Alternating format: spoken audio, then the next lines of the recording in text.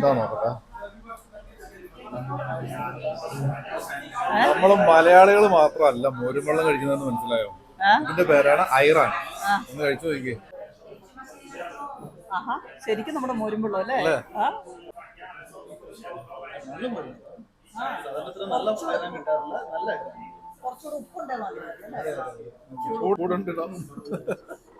അപ്പളേ ഞങ്ങളൊരു ടർക്കിഷ് റെസ്റ്റോറന്റിലാണ് മ്യൂണിക്കിൽ.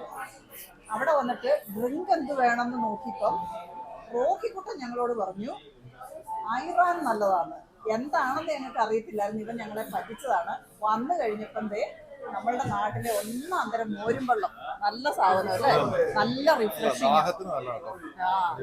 അപ്പോൾ ഇനി ടർക്കിഷ് റെസ്റ്റോറന്റിൽ പോകാൻ നേരം ഐറാൻ മേടിച്ചോളൂ, മോരും വെള്ളം മിസ് ചെയ്യുമല്ലോ കേട്ടോ. ജർമ്മനിയിലെ വളരെ പോപ്പുലർ ആയിട്ടുള്ള ഡ്രിങ്കാണ്. വരുന്നവരെല്ലാം ഇത് തന്നെയാണ് വാങ്ങുന്നത്.